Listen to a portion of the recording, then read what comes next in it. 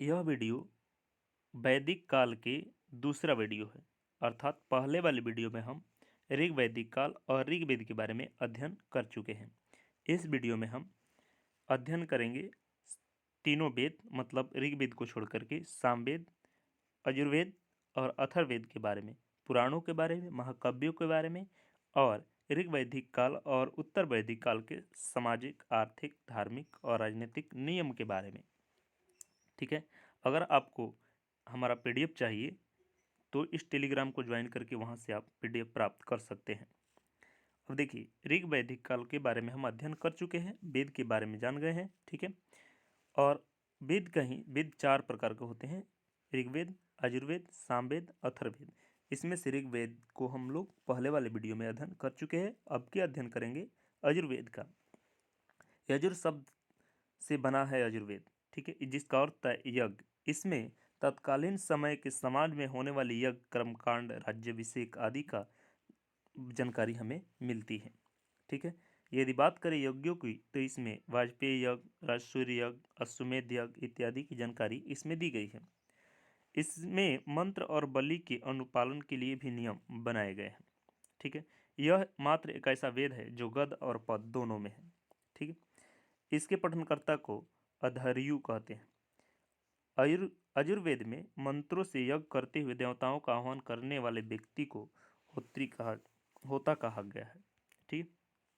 देखिए, अब यज्ञ की चर्चा इसमें हुई है। 3 प्रकार के यज्ञ। अश्वमेध यज्ञ, ठीक है, सर्वाधिक महत्वपूर्ण यज्ञ है। राजाओं द्वारा साम्राज्य की सीमा को वृद्धि करने के लिए घोड़ा को स्वतंत्र छोड़ा जाता था।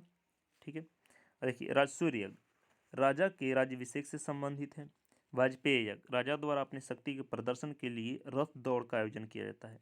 अग्निष्ठोम यज्ञ पापियों को क्षय और स्वर्ग की ओर जाने वाली नाव के रूप में वर्णित किया गया है। ऋण 3 प्रकार के होते हैं: पितृऋण, ऋषि ऋण और देव ऋण। पितृऋण का अर्थ हुआ संतान उत्पन्न कर व्यक्ति इस ऋण से मुक्त होता था। ऋषि ऋण अपने पुत्र को शिक्षित कर व्यक्ति इस ऋण से मुक्त हो जाता था। देव ऋण धार्मिक अनुष्ठान या यज्ञ करके व्यक्ति इस ऋण से मुक्त होता था। उसके बाद आता है सामवेद। ठीक है। साम का अर्थ होता है गायन। साम का अर्थ होता है गायन, इसलिए सामवेद एक ऐसा वेद है जिसमें यज्ञों के गान और पूजा के मंत्रों का गायन किया गया है। इसलिए यह गाए जाने वाली ऋचाओं को संकलन है। इसमें 75 मूल है, शेष ऋग्वेद से लिया गया है। सामवेद के पठनकर्ता को उद्गाता कहते हैं। इस वेद को भारतीय संगीत का जनक भी कहा जाता है। इसके बाद आता है अथर्ववेद। ठीक है। अथर्ववेद की रचना अथर्वा ऋषि द्वारा किया गया, जो 1000 ईस्वी से लेकर 600 ईस्वी पूर्व में की गई मानी जाती है। इसमें 20 कांड और 731 मंत्र हैं। इस वेद में रोग निवारण, तंत्र मंत्र, जादू टोना, साप, वाशीकरण, आशीर्वाद, स्तुति, ज्योतिष, प्रायश्चित, औषधि, अनुसंधान, विवाह, प्रेम, राजकर्म, मातृभूमि, टोटके, भूत प्रेत, शत्रु दमन, ब्रह्म यज्ञ, समाज निष्ठा, आर्य अनार्य आदि विविध से संबंधित मंत्र और मनुष्यों के विचार, विश्वास, अंधविश्वास आदि का वर्णन इसमें किया गया है। अथर्ववेद कन्याओं के जन्म की निंदा करता है। इसमें सभा एवं समिति को प्रजापति की 2 पुत्रियां माना गया है। यह भी याद रखिएगा कि ऋग्वेद को सबसे प्राचीन और अथर्ववेद को सबसे बाद का वेद माना जाता है। ठीक है। ऋग्वेद, सामवेद, यजुर्वेद इन तीनों वेद को वेदत्री कहते हैं। अथर्ववेद की रचना बाद में हुई है। अरण्यकों की संख्या 6 है। ऋग्वेद के अरण्यक है ऐत्रेय और सांख्यायन, जिसे कौशिकी भी कहा जाता है। यजुर्वेद के बृहदारण्यक, मैत्रेयी, तैत्तिरीय। सामवेद के जाम्बुनिषद। अथर्ववेद की कोई भी अरण्यक नहीं है। तैत्तिरीय अभयारण्य में कुरु, पंचाल, कौशल, विदेह आदि महाजनपद का उल्लेख मिलता है। वेद 4 है: ऋग्वेद, यजुर्वेद, सामवेद और अथर्ववेद। इस वेद के भी उपवेद है। ऋग्वेद के उपवेद है आयुर्वेद, जिसके कर्ता धन्वंतरी को माना जाता है। यजुर्वेद के उपवेद है धनुर्वेद, इसकी कर्ता जो है विश्वामित्र को माना गया है। उसी तरह सामवेद और अथर्ववेद के उपवेद गंधर्ववेद और शिल्पवेद है। ठीक है, और इसके ब्राह्मण ग्रंथ भी है। ऋग्वेद के ब्राह्मण ग्रंथ ऐत्रेय और कौत्स्की है। उसी तरह से अथर्ववेद की गोपथ है।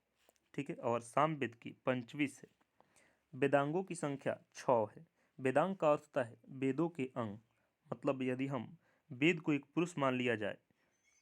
देखिए, ऋग्वैदिक काल में और उत्तर वैदिक काल में सभी चीज़ों को एक मानवीय रूप प्रदान किया गया। अग्नि को मानवीय रूप प्रदान किया गया, उसी तरह से वेद को भी मानवीय रूप प्रदान किया गया। अब इसके मानवीय रूप प्रदान किए जाने के कारण इसके अंग बना दिए गए, जैसे उसके आँख, नाक, हाथ, मुंह, पैर। तो यदि वेद को हम पुस्तक मानते हैं, लेकिन हमारे जो मतलब वे लोग मान रहे थे कि वेद जो है एक वेद पुरुष है, जिसकी अंग जो है, उसके नाक जो है शिक्षा है, और जो हाथ है वह कल्प है, और मुख जो है व्याकरण है, कान जो है निरुक्त है, ज्योतिष जो है आँख है, और छंद उसका पैर है। और इसके लेखक यहाँ पर लिख दिए गए हैं। ठीक है, उपनिषद, उसके बाद आता है उपनिषद। उपनिषद का अर्थ है समीप आकर बैठना। ठीक है, मतलब पहले जो शिक्षा होता था जंगलों में कराया जाता था, गुरु के समीप जा कर के वहाँ अध्ययन किया जाता था।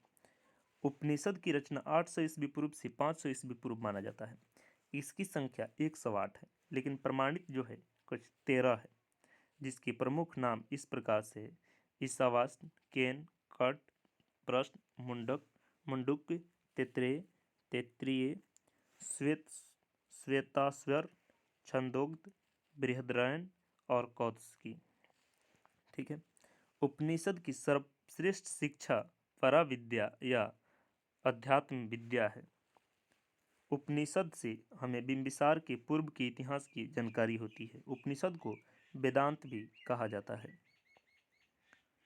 इसके बाद आता है वेद। देखिएगा, कल्प जो है, यह कल्प का अर्थ है विधि नियम, ऐसे सूत्र जिसमें संभावित नियम की व्याख्या की गई हो, कल्प सूत्र कहलाता है। ध्यान रखिएगा, वेदांग में ही आया है एक कल्प, शिक्षा के बाद दूसरा आया है कल्प। उसी कल्प के बारे में बता रहा है। इसके 3 भाग हैं: स्रोत सूत्र, गृह सूत्र और धर्म सूत्र। जो यज्ञ संबंधी वाणी को बताते हैं वे स्रोत सूत्र कहलाते हैं। शूल सूत्र स्रोत सूत्र का ही हिस्सा है, जिसमें यज्ञ की वेदियों की कतारें और अन्य अस्पष्ट जानकारी है। शूल सूत्र से पाइथागोरस प्रमेय का ज्ञान होता है। ठीक है, अर्थात मैथमेटिक्स के। जो सूत्र मनुष्य के सभी लौकिक और पारलौकिक कर्तव्यों का वर्णन करता है उसे गृह सूत्र कहते हैं। ठीक है, और जो सूत्र मनुष्य के विभिन्न धार्मिक, सामाजिक और राजनीतिक अधिकारों और कर्तव्यों का वर्णन करते हैं वे धर्म सूत्र कहलाते हैं। यह कल्प का हिस्सा है। स्मृति, उसके बाद आता है स्मृति। स्मृतियों की संख्या प्रमुख रूप से 6 है।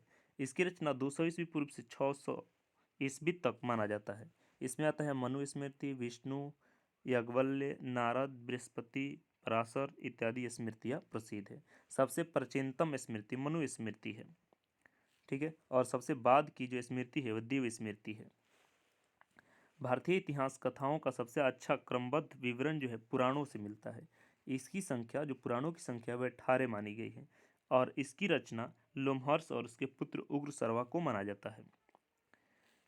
गरुड़ पुराण में पौरव, इक्ष्वाकु और ब्रह्मदत्त, बृहदर्थ, ठीक है, यहाँ हो जाएगा बृहदत्त राजवंशों की जानकारी भी मिलती है। विष्णु पुराण, भविष्य पुराण में मौर्यवंश की जानकारी मिलती है। मत्स्य पुराण में आंध्र सतवाहन की जानकारी मिलती है। वायु पुराण में गुप्त वंश की जानकारी मिलती है। पुराण 18 हैं, जिसके नाम इस प्रकार से है: ब्रह्म पुराण, पद्म पुराण, विष्णु पुराण, वायु पुराण, भागवत पुराण, नारद पुराण, मार्कंडेय पुराण, अग्नि पुराण, भविष्य पुराण, ब्रह्मवैवर्त पुराण, लिंग पुराण, वराह पुराण, स्कंद पुराण, वामन पुराण, कुर्म पुराण, मत्स्य पुराण, गरुड़ पुराण, ब्रह्मांड पुराण इत्यादि। सबसे प्राचीनतम और प्रमाणित पुराण जो है मत्स्य पुराण है, और इसी पुराण में विष्णु के 10 अवतार का वर्णन है। सबसे बड़ा पुराण जो है स्कंद पुराण है, और सबसे छोटा जो है ब्रह्म पुराण है। उसके बाद आता है महाकाव्य। महाकाव्य जो है 2 है, रामायण और महाभारत। रामायण की रचना महर्षि वाल्मीकि ने की, जिससे हमें हिंदुओं और यवनों के संघर्ष यवनों और शकों के भी संघर्ष का वर्णन है। इसमें यवन देश तथा शकों के नगर कुरु, मद्र आदि देश हिमालय के बीच स्थित बताया गया है। रामायण के 7 अध्याय है। ध्यान रखिएगा, पहले इसके 6 अध्याय थे। महर्षि वाल्मीकि द्वारा रचित जो रामायण है उसमें 6 अध्याय थे, जिसे हम कांड कहते हैं। इसमें कुल मिलकर 24,000 श्लोक है। दूसरे नंबर पर आता है महाभारत। महाभारत की रचना वेद व्यास ने की। इसमें हमें शक, यवन, पारसी, हूण इत्यादि जातियों का उल्लेख मिलता है। इससे प्राचीनतम भारत की सामाजिक, धार्मिक, राजनीतिक स्थिति का विवरण भी मिलता है। महाभारत से न्याय, शिक्षा, चिकित्सा, ज्योतिष, युद्ध नीति, योग शास्त्र, अर्थशास्त्र, वस्तुशास्त्र, शिल्पशास्त्र, कामशास्त्र, खगोल विद्या तथा धर्मशास्त्र के बारे में विस्तार से वर्णन किया गया है। महाभारत विश्व का सबसे बड़ा महाकाव्य है। इसे पूर्व नाम जय संहिता है। महाभारत के लेखक महर्षि वेद व्यास है। महाभारत संपूर्ण महाभारत में कुल 1,00,000 श्लोक है। महाभारत में कुल 18 पर्व या अध्याय है। पर्व को ही अध्याय कहा गया है। ठीक है, अध्याय को हम पर्व के नाम से महाभारत में जानते हैं। विभाजन पर्वों में किया गया है। महाभारत में कुल 18 पर्व या अध्याय है, यह तो समझ गए। महाभारत का ही एक अंश है गीता। गीता में भी 18 अध्याय है, जिसमें योग, कर्म और ज्ञान के बारे में वर्णन किया गया है। इसमें कुल 700 श्लोक है, जो भगवान कृष्ण द्वारा बताया गया है। उसके बाद आते हैं दर्शन। दर्शन 6 है। ठीक है, चवार, जिसके प्रवर्तक बृहस्पति को माना गया है। योग के पतंजलि को माना गया है। सांख्य को कपिल मुनि और न्याय के गौतम, पूर्व मीमांसा को जैमिनी, उत्तर मीमांसा को बद्रायन और वैशेषिक के कणादिया उल्लू। कणाद जो ऋषि है, इन्होंने परमाणु को सबसे सूक्ष्म कण बताया है। ठीक है, इसके बाद आता है ब्राह्मण। ब्राह्मण में शासित व्यवस्था जो थी, ठीक है, त्रिब्राह्मण में जो वर्णित है वे है क्षेत्र और शासक उपाधि, पूर्व को साम्राज्य, ठीक है, और सम्राट, इस सब की चर्चा वहां पर की गई है। ऋग्वेद को पढ़ने वाले को होत्री, सामवेद को उद्गता और यजुर्वेद को अध्वर्यु, अथर्ववेद को ब्रह्म कहा गया है। उसके बाद आता है संस्कार। संस्कारों की संख्या 16 है, जिसके नाम इस प्रकार से है। इसमें सबसे प्रमुख है विवाह संस्कार। ठीक है, तो विवाह के प्रकार भी अलग अलग रहे। वैदिक काल में विवाह का विवरण इस प्रकार से था। 4 जो है मतलब निंदनीय थे और 4 जो थे अच्छे विवाह माने गए हैं। इसमें आता है ब्रह्म विवाह। वैदिक अनुष्ठानों के साथ समान वर्ण में जो विवाह होता था उसे ब्रह्म विवाह कहा जाता था। गंधर्व विवाह, जिसे प्रेम विवाह भी कहा जाता है। इसके बाद आता है देव विवाह। कन्या का पिता अपने पुत्री को दान स्वरूप किसी पुरोहित अथवा पंडित को दान कर देता था, उसे देव विवाह माना जाता है। आर्ष विवाह। आर्ष विवाह में वर पक्ष से गौ का जोड़ा लेकर या बैल को जोड़ा लेकर के कन्या को दिया जाता था, कन्या को दान कर दिया जाता था। उसके बाद प्रजापत्य विवाह, दहेज के बिना किया गया विवाह। असुर विवाह, धन के बदले किया जाने वाला विवाह था। राक्षस विवाह, कन्या का अपहरण करके किया गया विवाह था। 50 विवाह, इस शादी में एक लड़की जो अपने होश में ना हो, उसे जबरन शादी किया गया हो, उसे 50 विवाह के नाम से जाना जाता है। Thank you. इसके बाद वाले वीडियो में हम उत्तर वैदिक काल के बारे में विस्तार से अध्ययन करेंगे और यह जानेंगे कि वैदिक काल और उत्तर वैदिक काल में क्या कमियां आई, क्या परिवर्तन हुआ और क्या क्या चीज़ समानताएं भी रही। ठीक है, इसके साथ साथ हमें वैदिक काल और सिंधु सभ्यता के बारे में अध्ययन करेंगे और दोनों को कंपेयर करेंगे कि किस तरह से यह भिन्न था और समान था। Thank you.